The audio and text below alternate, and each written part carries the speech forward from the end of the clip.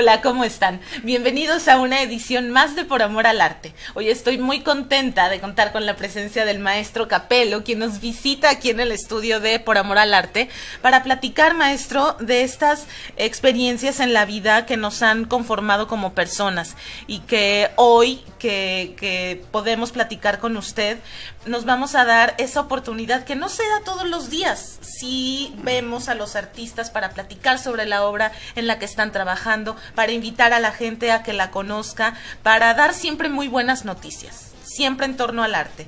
Y ahora, también hablando en torno al arte, vamos a repasar su vida. Entonces, ¿qué le parece si, por favor, nos regresamos en la línea del tiempo y llegamos a su infancia? Por favor, platíqueme cómo era cuando era pequeño y en dónde nació, en qué tipo de familia, de casa creció. Buenos días, gracias por la invitación. Pues ese espejo en el que me voy a tener que ver ahora, y espero que no se arrepienten de haberme invitado, ¿eh? Ay, claro que no. No, mira, yo nací en esta ciudad de León.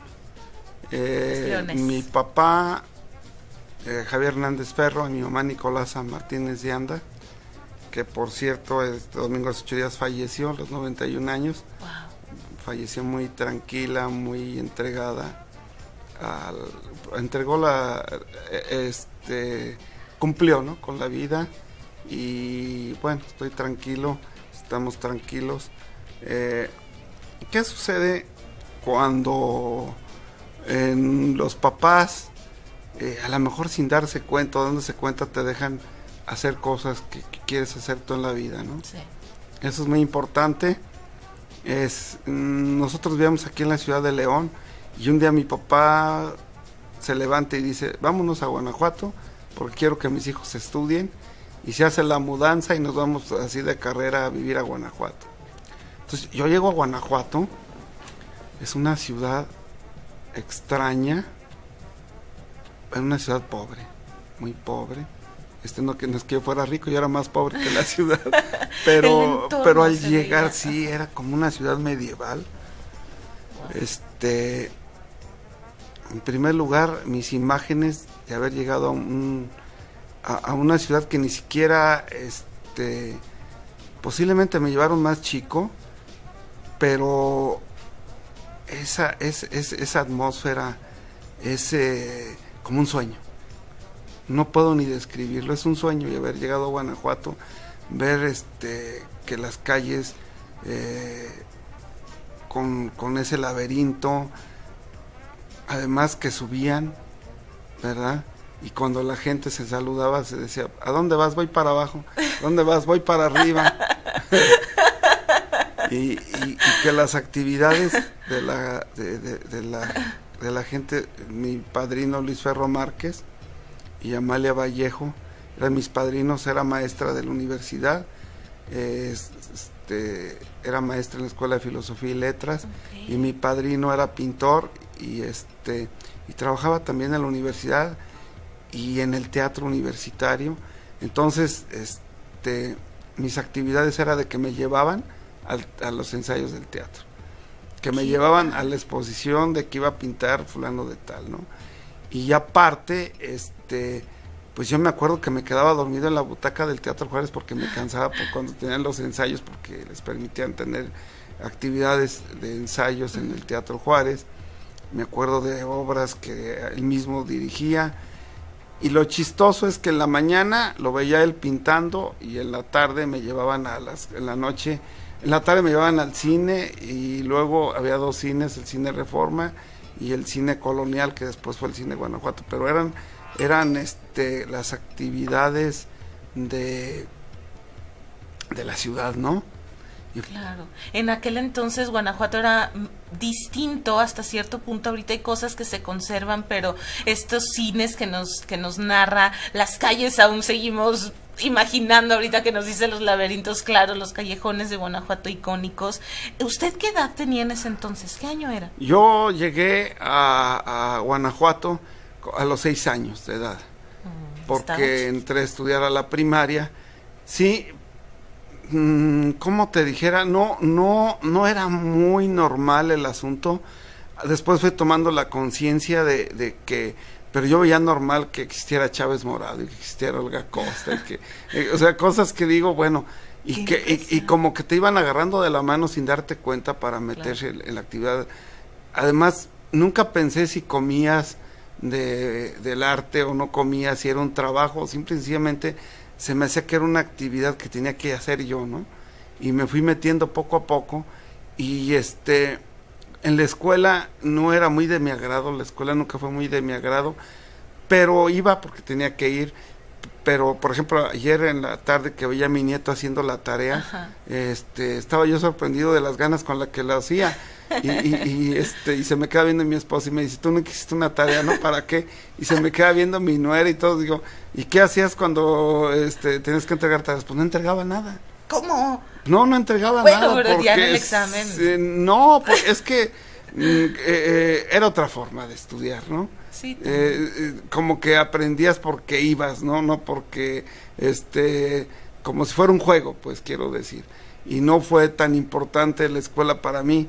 Era más importante la actividad que estaba aderezando alrededor en el día, como ir a ver pintar a mi padrino, que lo veía, me sentaba y lo veía pintar horas, y no me aburría yo de verlo pintar, y entré a pintar en el momento que menos me imaginé. ¿Cuándo? Porque se me hacía normal, ¿no? Se me hacía como si fuera el aprendiz del zapatero, como si fuera el aprendiz del carpintero, y me gustaba mucho el olor, sentía el olor de los pútridos, que es el huevo con el blanco de zinc, la trementina de Venecia revuelta ahí, porque él me ponía a hacer cosas que yo no sabía para qué servían, o sea... Era como el ayudante. Era el ayudante. Ajá. Y ponía a hacer el batido del pútrido, porque él pintaba con espátula, que fue una herencia que me dejó. Entonces, cuando yo ya pinté con la espátula, yo ya sabía pintar con la espátula, porque era el golpe de la espátula y el jalón. Y todas las clases ya se las había echado ahí de estarlo viendo. Sí, y tranquilo, claro, si jugaba fútbol, si iba al cerro, si paseaba, sí, pero lo que más me llenaba era estar cerca de él, y él ya tenía un olor, el olor a pintura. Sí, que se me hacía ya, con el tiempo se me fue haciendo normal. Y luego una anécdota, me dice, ¿vas a aprender a dibujar? Sí.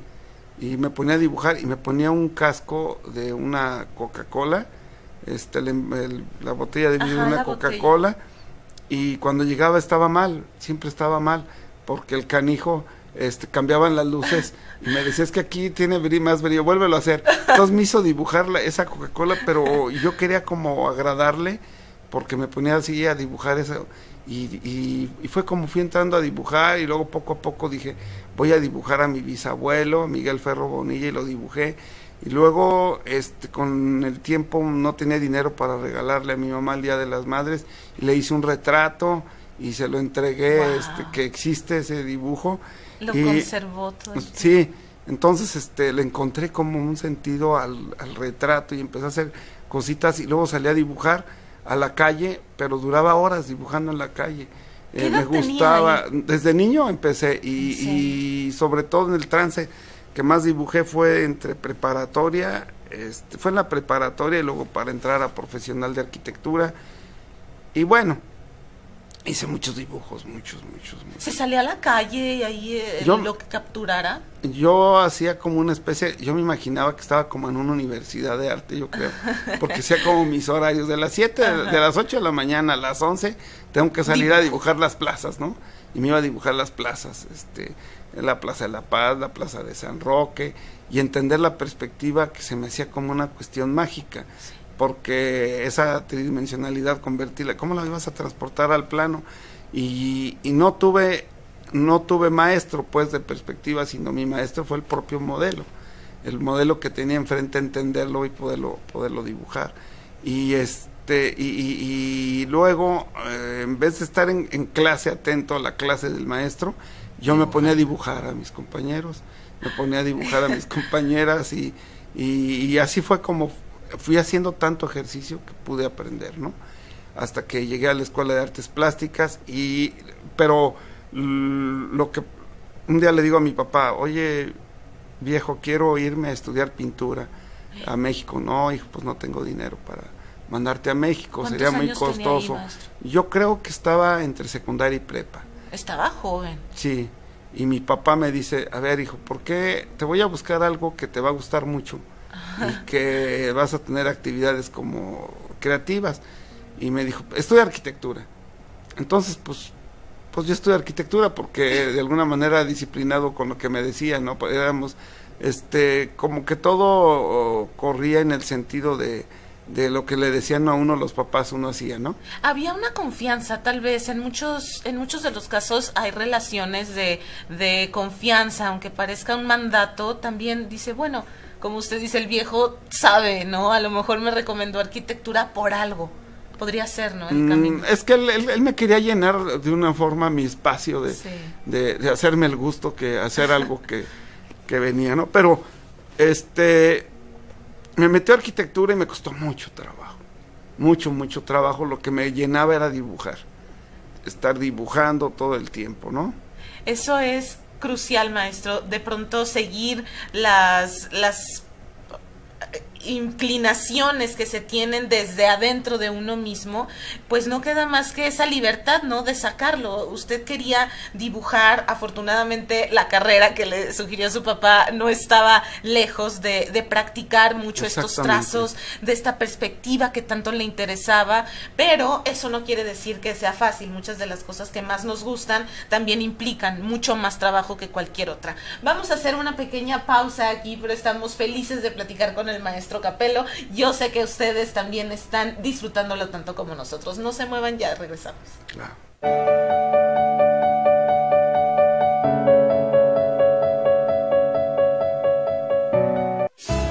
¿Quieres saber todo lo que sabe la humanidad? Pues es mucha información para una sola persona. Por eso, hay una orden antigua que se dedica a juntar todos los temas en una hora. ¿Y en dónde se puede encontrar toda esa información? Pues en libros. Únete y aprende en la orden de El Juego de los Avalorios, por TV4 Cultura. Guanajuato se prepara para recibir a Canadá y Guerrero, que serán el país y el estado invitado durante el Festival Internacional Cervantino en su edición 47. Disfruta la fiesta del espíritu con espectáculos de danza, música, artesanías, folclor, exposiciones y mucho más del 9 al 27 de octubre en Guanajuato capital. Instituto Estatal de la Cultura. Guanajuato, Grandeza de México, Gobierno del Estado.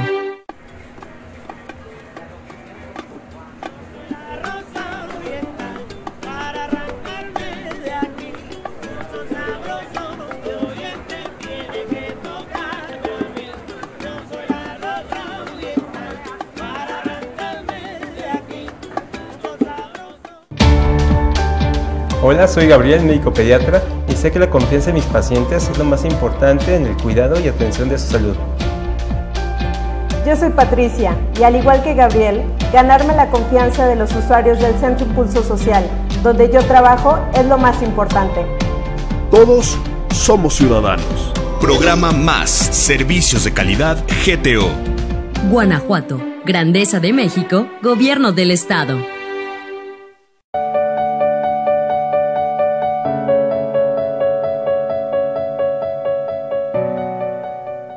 Gracias por seguir con nosotros. Como ven, estamos platicando con el maestro Capelo y nos quedamos, maestro, en una etapa crucial en su vida, pero todo encaminado desde las emociones. El ambiente que rodea a un artista tiene mucho que ver con olores, con sonidos, con sensaciones, al final de cuentas. Platíquenos de dónde surge este arte, este amor por el arte. Yo creo que uno sientes, por ejemplo, ayer a mi nieto más chico Nicolás le habían dejado la tarea de seguir un círculo y yo estaba saboreando cuando el lápiz pasaba un círculo encima otro círculo, como haciendo una O, ¿no? Y a la hora que raspaba en el papel era algo muy mío, ¿ves? Él estaba haciendo algo que yo ya lo había hecho, sí, y que sabía que es como un vino, ¿no? Que sabes a qué huele, a qué sabe. Entonces cuando rayaba en el papel sentía, yo también me estaba haciendo sentir. No era nada especial más que hacer un círculo mal hecho, pero bueno, Esa es la cosa de la necesidad. O sea, yo sé qué es eso, ¿no? Entonces lo disfruto. Pero... Era muy joven cuando supo esto y se encaminó a estudiar. Siempre, como que el placer estaba mi placer estaba en el lápiz y en el cuaderno. Y no podía yo llegar y decirle a mi papá, cómprame una estuche de pintura, o cómprame un caballete, o quiero ser pintor y me arman un estudio. No había necesidad de eso. Simple y sencillamente esa sensación de poder dibujar, ¿no? Era muy importante en mi vida, era expresarme, pero como no había dinero, pues nada más eran unos lápices y un papel, y en una tabla con un broche, y llevarme el papel a dibujar lo que yo suponía, y siempre el sueño de cómo entender el paisaje, cómo dibujar el paisaje, cómo el paisaje natural, o sea, el paisaje urbano, el paisaje por sí mismo, ¿no? Claro. Y enfrentarme, algo que era muy importante para mí, era encontrarme con una pintura, enfrentarme con una pintura de quien fuera, estar viéndola y comérmela, ¿no? Estarla saboreando, no me importaba ni el tema, sino el empaste, la atmósfera en sí, lo que es la pintura, por la pintura, ni la temática, ni nada, sino cómo resolvían esa habilidad, ese oficio, cómo podía resolver en esa tela, el llegar al final de la pintura, claro. cómo se te va a presentar, que la pintura te estuviera hablando, ¿no?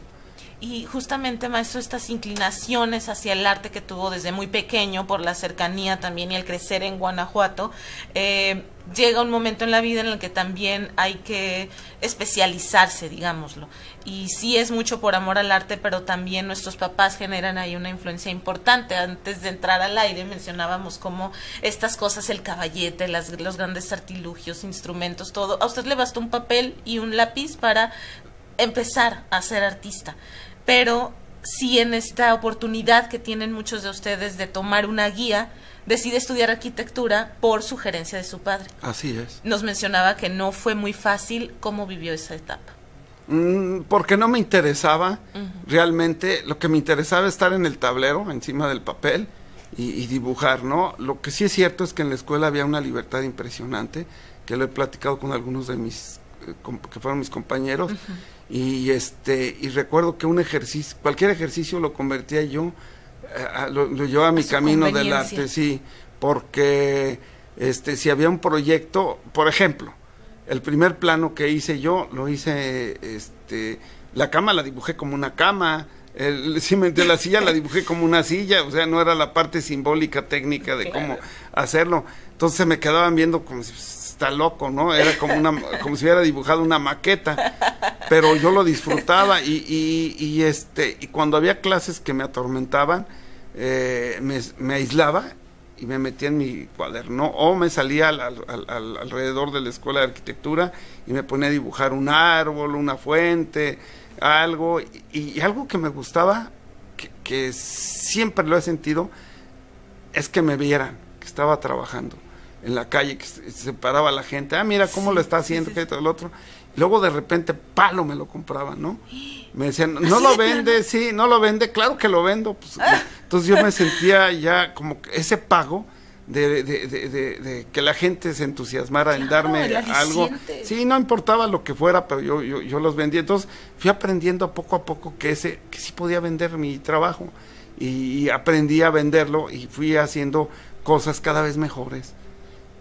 Y hubo algo muy importante en la arquitectura, que me volví dibujante de perspectiva profesional, o sea, ganaba más que el proyectista, ¿me entiendes? Porque no había estos sistemas que hay ahora, ¿no? Eso es importante. Había que dibujarlo, y tenías que hacer la realidad de lo que iba a suceder, como si hubieras tomado una foto de lo que iba a suceder. Entonces, una perspectiva en aquel tiempo yo la cobraba en 8,000 pesos, que era un dineral, pero podía vivir 3 meses con eso, 4 meses, y guardaba el dinero, y de hecho, ya casado, me llegaban, luego de repente un arquitecto me decía, oye, ¿sabes que no tengo para pagarte, mano, pero te puedo regalar un aparato, un estéreo, te puedo regalar, o lo cambiamos, y los cambiaba. Esa era la parte como del mundo de la arquitectura, ¿no? Y fui era reconocido por ese trabajo Claro. profesional. De alguna manera también son cosas que la misma profesión te va enseñando, y así como vemos algunas personas que llamamos talacha a ese trabajo que a lo mejor no disfrutamos mucho, pero que tiene que hacerse porque alguien tiene que hacerlo y sí tiene una utilidad, solo que no es tan divertido como lo que nos apasiona, pues son estas cosas, ¿no? Esas ocupaciones que sí nos pueden dejar una lana extra, sí puede estar dentro de nuestras habilidades, por supuesto, pero el arte es otra cosa. Ya ahora sí, dedicarse usted a esta creación, seguir vendiendo, exponer, ¿en qué momento llega de verdad el arte a ser la parte fundamental en su vida? Yo creo que no me di cuenta que era profesional, quiero decirlo porque muy joven empecé a exponer. Ya, quiero decirte que a los 18 años ya exponía en el Hermenegildo bustos de la Universidad de Guanajuato, ¿no? ¿Con qué? ¿Dibujos? Con dibujos, unos dibujos, digo yo, extraordinarios porque son míos, ¿verdad? y si no les parece, pero ya, con que me parezcan a mí. Pero por otro lado, la brujería. O sea, yo quería ver la brujería viendo a Olga, a Olga Costa pintando. ¿Por qué? ¿Cómo le hacen? ¿Por qué hacen? ¿Por qué llegan? ¿Cuál es el proceso para llegar a esta final, no? Sí. Eso es lo que siempre les digo yo a mis alumnos, es que no terminan los cuadros, termínenlos, porque yo quería ver cómo los terminaban, y claro que una vez estuve en Bellas Artes viendo unos paisajes impresionantes de Nichizagua en tintas chinas, impresionantes, que yo pensaba que los pintaba con un pincel de un pelo, y cuando lo conocí, que llegué a estar muy cerca de él, que fue mi maestro, y que dibujamos muchas veces, duramos más tiempo trabajando juntos pintando los paisajes en Guanajuato de Calderones y eso, pero lo que me fascinaba es que yo llegaba y lo hacía con un dejo, con un desdén, agarraba una brocha gruesa y la llenaba de tinta, y a la hora que la pasaba así sobre el papel era una montaña, ¿no? Y yo pensaba que había durado 2 horas haciendo la montaña, entonces sí puedo, ¿no? Con un pincel de un pelo así. Sí puedo, ¿no? O sea, en verdad sí puedo. Y luego una vez, o sea, así me pasó estar enfrente de Chávez Morado, de Olga Costa, de John Evin, que le aprendí muchísimo, porque él decía que no se recibían visitas de tal a tal hora porque estaba encuerado pintando, ¿no? Entonces, ¿En serio? sí, pero quería verlo pintar porque tenía una técnica impecable. Era como Andrews Wyatt o como Sargent o Sorolla, ¿no? El canijo de John Evin, y yo quería ver cómo llegaba esa luz, cómo podía sacar de los personajes esa vida y el lenguaje pictórico, que era muy importante. Pero, por ejemplo, cuando estuve con Gallardo, que estábamos nada más éramos él y yo en la clase, o sea, él era el maestro y yo era el alumno y la modelo, entonces agarraba un cojincito de tizne y manchaba el papel y 2, 3 rayas y ya estaba el desnudo y borraba. Decía, ¿qué es esto? No voy a poder hacer esto nunca en mi vida. Hombre que y juntábamos un paquete de un lado él así de montones de dibujos del desnudo que eran porque se ponía a trabajar. Ajá. Y yo por otro lado, y fui. No me explicaba nada. No era muy bueno él para explicar, no era como por ejemplo Nichizagua, que explicaba conceptos y cosas así. Nada más era de verlo, ¿no? Pero con Nichizagua sí tenía realmente mi maestro que me formó fue Nichizagua. ¿Y a él dónde lo encuentra? O sea, primero se topa su obra en Bellas Artes, pero ya acá en Guanajuato. Lo que pasa es que fue algo muy curioso. Yo siempre tenía la tentación porque esa forma de resolver el paisaje, él se me decía que era el último, o sea, el origen era Landesio, Velasco y Nichizagua era el último, ¿no? Siempre tenía primero conocerlo. Y una vez me paro en la televisión y veo que lo entrevistan y él dice que él es maestro, que le gusta enseñar, que todo ese, y a mí también me gustó mucho, di clases todo el tiempo. De hecho, yo fui maestro de mis compañeros en arquitectura porque di clases de perspectiva y de dibujo en 2º año de arquitectura, entonces fui... ¿Eres estudiante y a la vez maestro? A la vez maestro, sí, y eso me ató a la escuela porque me dio la manera de vivir, de comer, y un trabajo, porque simplemente como estudiante no lo iba a hacer, yo sabía que no lo iba a hacer. Bueno, entonces Nichizagua lo veo en un programa y coincide que estaba Labarte de director de cultura y me dice, oye Capelo, ¿qué recomendarías que hiciéramos? Tráiganse a Nichizawa, le dije. Me dijo, ¿de veras? Tráiganselo. Y cuando se traen a Nichizawa, lo primero que me sucede a mí es que me ve Nichizawa y me dice, maestro, siéntese, vamos a platicar. Pero él me decía maestro porque yo ya era un ceramista reconocido en ese momento, ya era de los mejores ceramistas de México, ¿no? Y me dice, vamos a platicar, vamos a hacer cosas, yo quiero pintar, me dice, quiero salir, vamos a tener el taller de técnicas y en la tarde quiero salir a pintar. Le dije, yo lo voy a llevar al mejor lugar del mundo, maestro. Y sí lo llevé, que era en Calderones, que es mágico, Calderones. Wow, bueno, de estas y otras experiencias vamos a platicar después de una pausa que va a ser muy muy breve, porque esto nos tiene muy muy entretenidos aquí en Por Amor al Arte.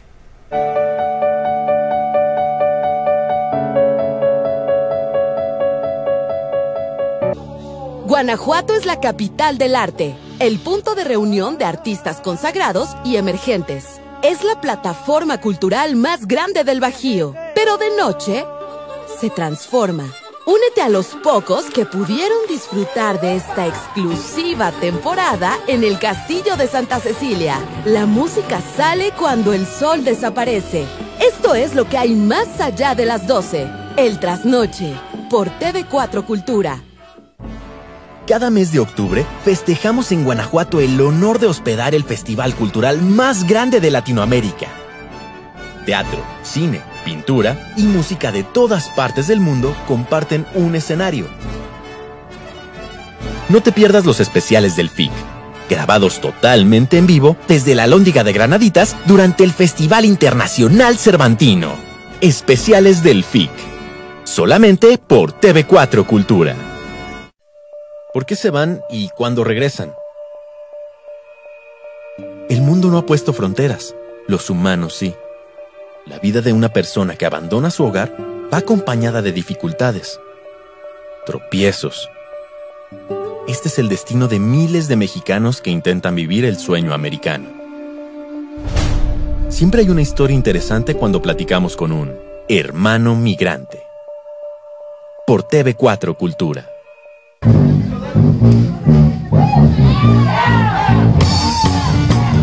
No cualquiera tiene el talento o la paciencia de estos artistas para crear magia con materiales comunes. Cuando la afición se convierte en trabajo de tiempo completo, a los artistas se les llama profesionales y a sus creaciones se les llama arte. Esto es sobre creación y oficios. No te lo pierdas por TV4 Cultura.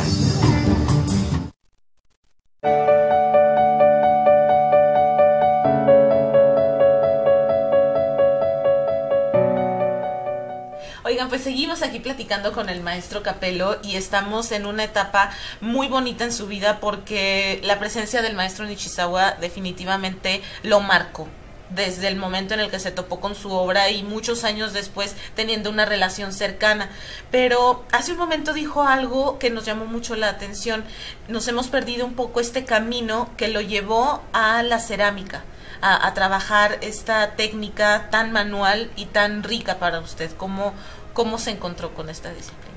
Lo que pasa es que la cerámica, había talleres en las secundarias como de carpintería, encuadernación, alfarería, y yo me metí a alfarería y allí encontré un hombre que se llamaba Benigno Barrón, que espero que viva, y encontró en mí algo, y me subí al torno, empecé a hacer piecitas en el torno, y luego un día me dice, quiero que me ayudes a decorar unas piezas. Tengo un catálogo original de Diego Rivera para pintar cerámica, pero eran puras cosas precolombinas. Me dijo, ¿puedes hacerlas? Y sí las empecé a hacer. Y empecé a como que él vio algo en mí. En las vacaciones me iba a los talleres, pasaba por los talleres de alfarería y le decía, no me dan trabajo. ¿Y qué sabe hacer? Pues puedo modelar o puedo pintar. Entonces era algo tremendo porque haz de cuenta que en un día les pintaba una vajilla. Entonces se encontraban así como el tesoro. ¡Ay, híjole, vamos a...! Claro que hacía lo que yo quería, no lo que me decían, porque siempre encontré la manera de hacer lo que a mí me gustaba. Y en el tiempo le dije a mi papá era inspector de correos y se jubiló. Le digo, oye viejo, ¿no quieres entrar en un negocio conmigo? Me dice, ¿un negocio de qué? Digo, sí, mira, quiero poner un taller de cerámica, tú pones la lana y yo pongo lo demás.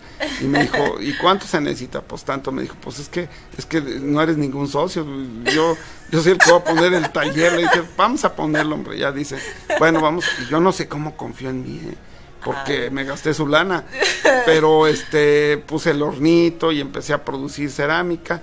Y fue una cosa muy muy chistosa, porque él no iba a agarrar ni una bolita de barro, ni siquiera veía el horno y lo veía así como, aquí voy a perder todo mi...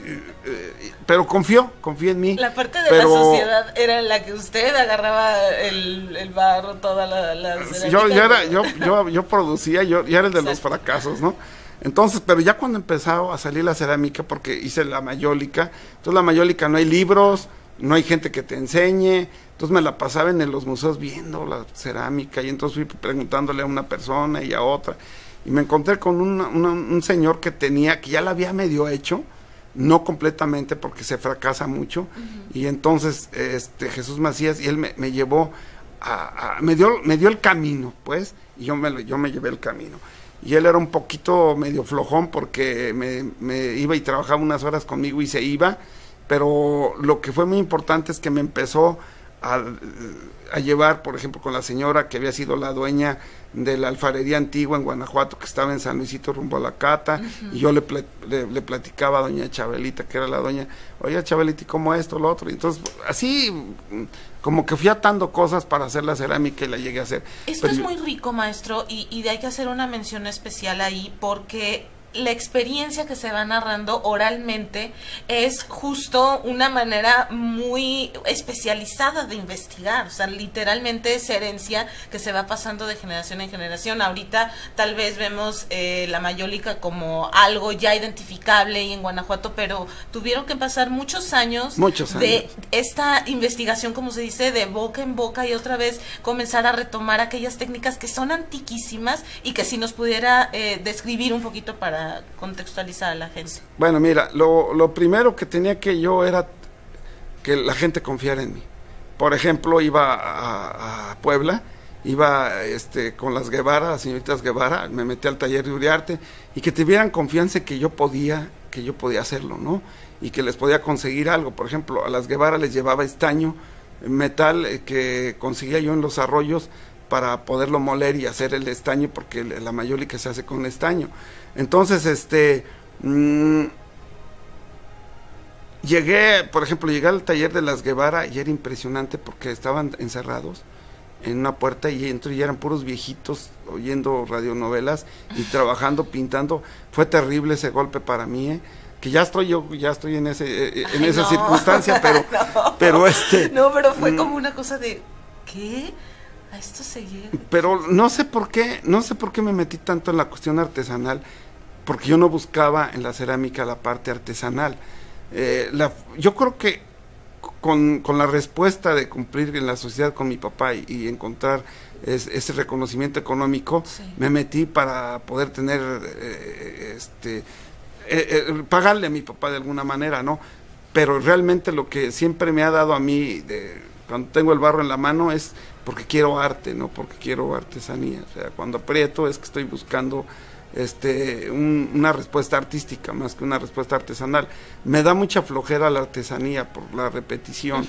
Entonces busco siempre, de hecho encontré una manera diferente de pintar la mayólica, que es la mía, la forma que ya todo el mundo me está copiando. Ya me copió desde hace muchos años los temas, las formas de pintar y todo, como que revolucioné esa parte artesanal.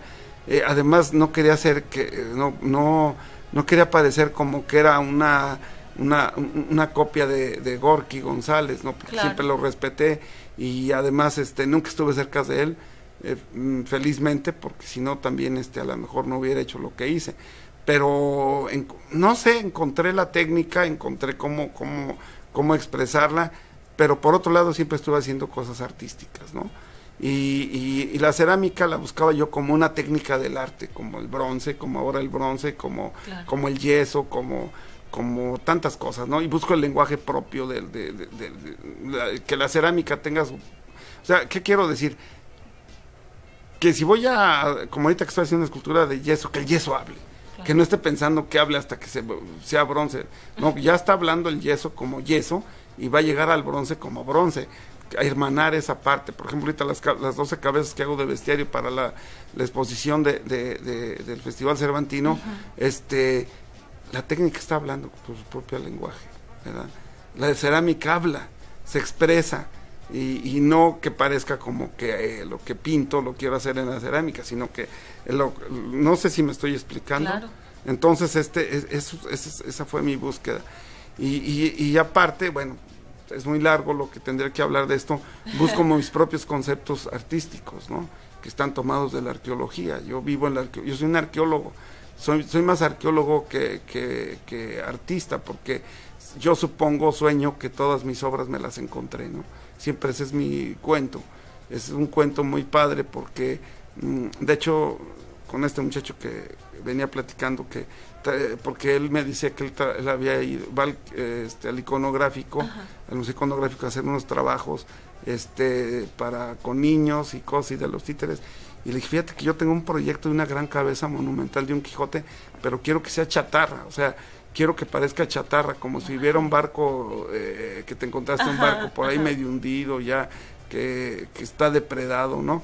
Entonces, quiero que esa cabeza de ese Quijote sea, porque hablábamos que es tan difícil repetir temas, o sea, si ya es un Quijote, piensas que va a ser algo nuevo, y no, porque te encuentras, sí, es terrible, te metes es el beso del diablo, le llamo yo, cuando buscas cosas que no vas a encontrar. Entonces, la cerámica la veo es como una prótesis que tengo ahí, ¿no? O sea, el horno, todo eso es parte del,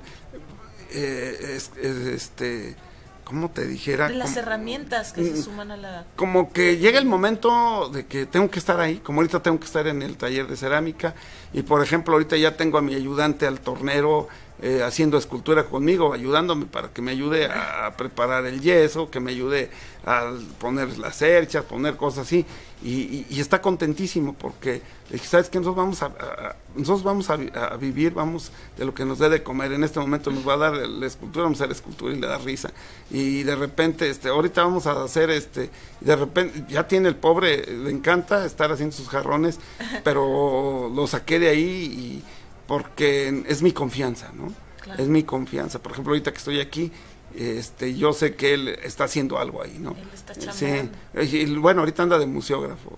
Ahorita todo mi caballerango, y andan montando cosas para la exposición que voy a tener el sábado, llevando las obras y todo.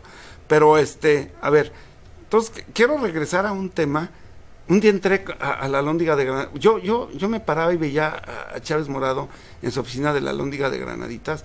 Yo llegué a ver, él no se daba cuenta, yo me duraba horas recargado en una pared, viéndolo cómo pintaba, se subía y bajaba del andamio. Entonces, llegué y le pregunté, maestro, dígame cómo preparar una tela. ¿Y tú para qué quieres preparar una tela? Es que yo quiero pintar. No, olvídate de eso, tú no, olvídate.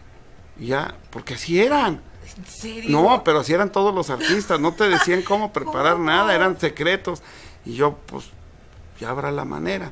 Entonces, cuando Nechisagua me enseña, haz de cuenta que me encontré como el juguete que me había mandado, de los Santos Reyes, que me lo había imaginado y nadie me lo había podido dar. Tanto deseaba. Vamos a preparar la tela, pero la cuestión es que cuando me dice, vamos a preparar la tela, que agarro la cola de conejo y agarro el blanco de zinc y carbonato de calcio y empiezo a mezclarlos y luego lo empiezo a mover.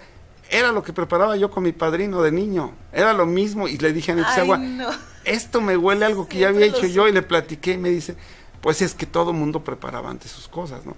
Y entonces yo lo que quería ver era qué pasaba en el fresco cuando pintaba a Chávez Morado, cómo chupaba la pintura. Sí. ¿Cómo chupa? O sea, si agarras una vinílica y le pintas, pues tú ya entiendes que se va a pegar, ¿no? Claro. Pero el fresco, ¿cómo? Si eran tierras, con aguas, ¿cómo se pegaban? O sea, y vas entendiendo poco a poco. Entonces, ese favor de los misterios, de las técnicas, claro. Esa brujería, ese misterio es encantador. Porque siempre digo que están los dos misterios, el misterio de la filosofía de la poesía y el misterio de la técnica, ¿no? Estamos completamente de acuerdo, maestro, y ahí nos enganchamos para que las personas que nos estén viendo vuelvan a esta charla después de una pausa que es muy breve.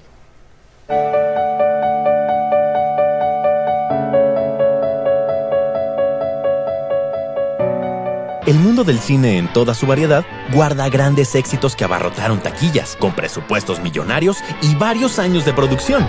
Good night, honey. Pero también están aquellas películas incomprendidas, sin grandes efectos especiales o actores de renombre, que cautivan y marcan a la audiencia de forma especial. Cinematografía que es una escultura, una pintura o un libro que es simplemente contado a través del celuloide. Cine de arte, cine especial del 4.2. Está chido que juegues base, que patines, cantes y te diviertas. Pero ¿sabes qué no está chido? Que bebas alcohol siendo menor de edad. Habla con tu familia sobre el tema. Consejo de la Comunicación, voz de las empresas. Cada mes de octubre festejamos en Guanajuato el honor de hospedar el festival cultural más grande de Latinoamérica. Teatro, cine, pintura y música de todas partes del mundo comparten un escenario. No te pierdas los especiales del FIC, grabados totalmente en vivo desde la Alhóndiga de Granaditas durante el Festival Internacional Cervantino. Especiales del FIC, solamente por TV4 Cultura. Los más renombrados investigadores de la UNAM nos cuentan cómo fue su camino hacia los reflectores. Fui almacenando una gran cantidad de textos literarios desde que era realmente niño. Las cosas eran diferentes en años pasados y han cambiado para bien gracias a las personas que invirtieron su tiempo y talento en mejorar nuestro país. Ellos son los maestros detrás de las ideas. No te lo pierdas por TV4 Cultura. El camino al estrellato está trazado con trabajo arduo, porque la cima es exclusiva para las consagradas. Aunque a veces las cosas no son tan fáciles como se ven en la pantalla grande. Y llega una huelga de escritores y entonces, pues no había trabajo para nadie. Las historias que hay detrás del artista ya no son más un secreto. Esto es lo que se vive cuando una quiere ser mujer en el cine mexicano. Por TV4 Cultura.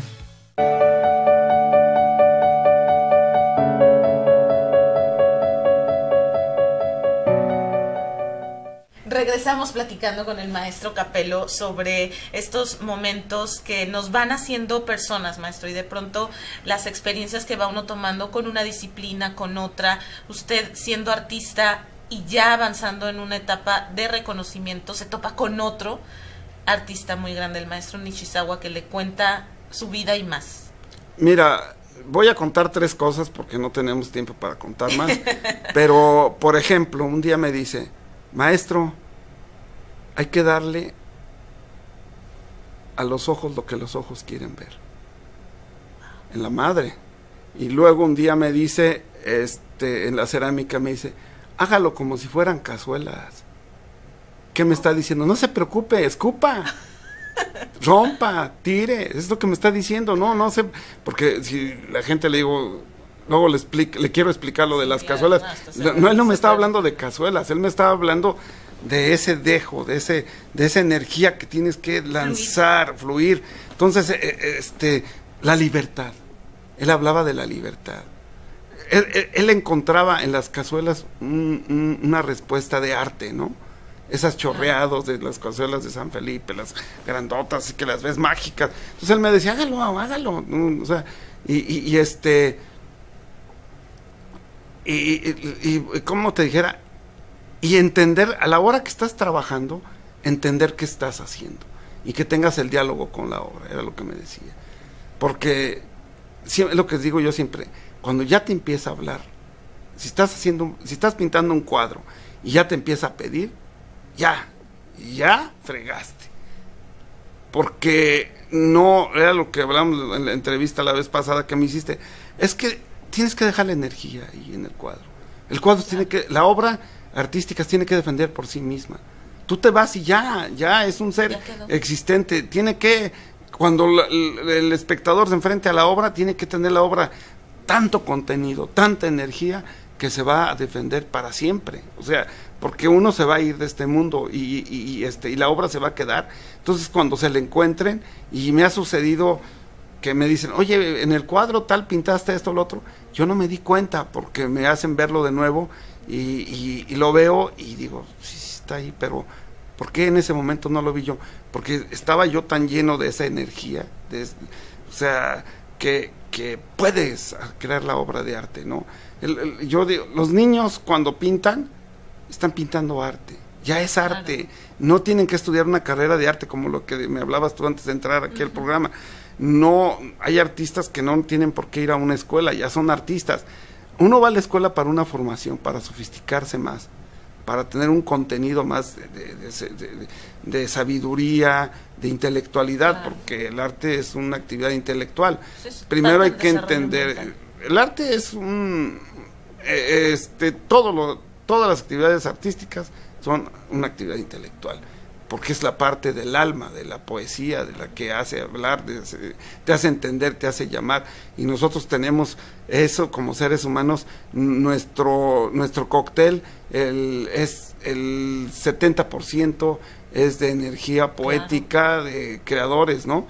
Nos dedicamos a hacer muchas cosas que luego no sé si queremos o no queremos, pero el arte tiene que tener eso. Y lo primero que hay que enseñarle a la gente joven, por ejemplo este programa, Amor al Arte, lo que yo les diría cuando empiecen, que ya son artistas, que no estén diciendo yo voy a ser artista, no, vas a tener disciplinas, vas a tener procesos, pero no, tienes que ser arte, porque tú como ser humano, esa alma de artista tiene que estar ya, no la busques en otro lado, ya la traes tú, lo que tienes que hacer es aderezarlo, pero con una tarea intelectual, una formación, claro. Intelectual. Con una intención, ¿no? Y finalmente, maestro, también esta práctica que se va teniendo, como bien dice, nos ayuda a reproducir y hacerlo también como una cosa habitual. Usted ya ve muy natural esto y así lo fue aprendiendo desde una edad muy temprana, por eso no era realmente desconocido y en un futuro aprendiendo más sobre esto se reconoció a sí mismo de pequeño en algo que usted ya veía como aún así como un descubrimiento. Ahora como artista, el tener ya obra montada, el haber aprendido todo esto, luego tiene que tener algún fin. Como dice, estas obras viven a través de las exposiciones, a través de mostrar de la utilidad que se tenga. ¿Cómo es ya tener un espacio propio en el cual mostrarlo? Al principio el artista busca dónde exponer. Cuando usted es dueño de su espacio, las cosas cambian, ¿cierto? Mira, yo, por ejemplo, el museo que tengo ahora, lo hice porque mi mujer tuvo una depresión muy fuerte y además lo hice porque en Guanajuato te puedes picar los ojos, ¿eh? Si no sabes qué hacer, es una ciudad muy hermosa, pero tienes que encontrar qué hacer. Y mi pleito siempre con la cultura oficial, siempre he tenido un pleito porque luego no son tan sensibles como uno quisiera. Y ese escritorio, ese buró les hace daño y no salen, no caminan a ver. Hay tanto talento y creen que como la actitud de poder, ¿no?, que toman no les da la oportunidad de tener. Yo veía a Chávez Morado y me veía en él. Yo veía a Olga Costa y me veía en él, en John Nevin, en Ichizawa, en todos los artistas que me he encontrado en el camino, yo me veo en ellos. Yo quería ser parte de esa tribu, de ese gremio. Yo quería verme, pero yo no sabía si comían o no comían, o cómo, ¿sí me entiendes? Sí, claro. O sea, claro que ellos todos vivían muy bien, pero no pensaba cómo lo hacían. De hecho, cuando se me acerca Lourdes Chumacero y me dice, Capelo, dame obra para vender, yo sentí que ya había cumplido. Hay dos etapas en mi vida. Una me dice, Nichizawa, invítame a comer, maestro, invítame a comer. Sí, vamos. ¿Qué quiere? Siempre decía que quería pozole.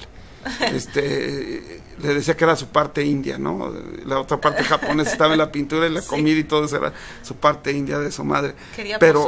Quería pozole y cuando estamos comiendo pozole me dice, voltea y se me queda viendo y me dice, usted es un gran pintor. No sabes, me chorrié. Oh. Me fui, me fundí ahí, no supe qué contestarle, pero a la hora que me dice eso, pero, perdón por la palabra, me chingó para toda la vida, porque me cayó la responsabilidad, porque hay veces que estamos jugando a ser y nunca somos. Entonces en el momento que me dijo, me dio la estafeta de responsabilidad. Entonces, eso fue impresionante. Y la otra es que cuando los premios en la cerámica las da el horno, exactamente, pueden escribir de ti, o no escribir, o te pueden querer o no querer, pero cuando abres el horno y ves una pieza y que tú sabes que esa pieza es mágica, es el premio, es el premio, ya no necesitas, ¿verdad? ¿Para qué quieres tú un concurso que te den el primer lugar de pintura si el jurado no sabe de pintura? ¿No? Es la verdad, ¿para qué quieres? O sea, que don fulanito y que don sutanito y que... no es cierto. Un día le dije al maestro Nichizawa, no deje que den los premios, ni Raquel Tibol ni nadie, le digo, porque no han pintado en su vida. No se han ensuciado las manos, sí, tienen juicios estéticos, pero no saben realmente por la que pasó alguien que hizo una obra, y no es que le esté quitando los méritos a Tibol o a quien sea, sino que más bien enrollan tanto los asuntos que no se enlodaron las manos, y al enlodarse uno las manos, uno sabe cuando realmente hay arte o no hay arte, ¿no es cierto? O sea, claro, si por alguna tendencia, por una circunstancia le dan un premio a alguien, no porque no se lo merezca, ojalá que todo coincidiera, sí, sería muy bueno, pero sí le reclamé yo al maestro Nichizawa, es que no deje que decida ella, porque yo estaba a la hora de ese concurso, no voy a decir ni cuál, ni cómo, ni cuándo, ¿verdad? Porque bueno, nos podemos meter, porque sí, no, porque hubo concursantes que les haría yo pensar cosas, pero ¿qué quiero decir? Que no se necesitaba tanto. Hay un concurso de pintura, de paisaje, que es el jurado único era Andros Wyatt, y todos eran figurativos, realistas, que ahora le dicen hiperrealismo, que el hiperrealismo no existe, más existe el realismo. Ya. Pero a donde voy, ya me eché la bronca ahorita, pero a donde voy es que él escoge una obra abstracta como premio. ¿Por qué? Porque vio la pintura.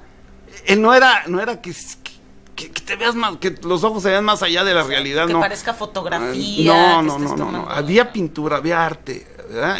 Y él le da el premio a eso, y fue una gran sorpresa, pero para todo el mundo, ¿eh? Claro. Y explica por qué, ¿no? Y he visto también decisiones de concursos en Europa de que dices tú, ¿por qué? O sea, que van maestros de pintura de jurado, vale la pena. O sea, porque no es que no puedan ser jurados otras personas, pero sí es muy importante, o sea, la opinión de un pintor sobre tu trabajo, un maestro de oficio, es más importante que muchas otras cosas, claro, porque te van a decir realmente si vas bien o vas mal, y cuando vas bien hay que decirlo. Ahorita hay un muchacho que está yendo ahí conmigo, no puedo decir que es mi alumno, me gustaría que fuera mi alumno, él sabe, Goku, le decimos, que pinta en Madonari, y venía cansado antier, y me dice, vengo muy cansado, estoy pintando, lloviendo. Le dije, es que tú no eres pintor del suelo, Goku. Espero que haya entendido. Le dije, tu lugar, hazlo porque estás joven, qué bueno, pero tiene tanto talento, que yo le dije, mira, ya Dios te dio la voz como un cantante de ópera, o es lo que tienes que sofisticarte, y tienes que llegar ahí, pero hay un chorro de Gokus en este mundo, no es el único, o sea, quiero decir sí, que, claro, que se pueden ir, ¿no? Se pueden perder, y pueden tirar el talento por una jalonda al excusado, y eso sería terrible. Yo creo que no ocurre, maestro, cuando finalmente tienen personas cerca como usted que les hablen al respecto. Nosotros nos sentimos muy afortunados hoy de haberlo tenido acá en el estudio de Por Amor al Arte. De verdad nos llevamos en el corazón todas sus palabras, y sobre todo también este agradecimiento. Nos falta muchísimo que platicar, nos falta hablar de escenografías, nos falta hablar de la obra que está haciendo ahorita y que ustedes van a poder ver en Cervantino, que por cierto ya se acerca. Vamos a estar de verdad muy gustosos de poder platicar con usted de nuevo, de revisar todas las experiencias que todavía nos falta seguir compartiendo, y pues así será. Nos vemos muy pronto. Muchas gracias, y gracias. Bueno, fue un buen desayuno, ¿no? Muy bueno, muchísimas gracias. Nos veremos muy pronto. Gracias. Muchas gracias a ustedes también por haber estado en una emisión más de Por Amor al Arte. Recuerden que pueden verlas todas ahí en TV4 Cultura, la página de Facebook. Hasta pronto.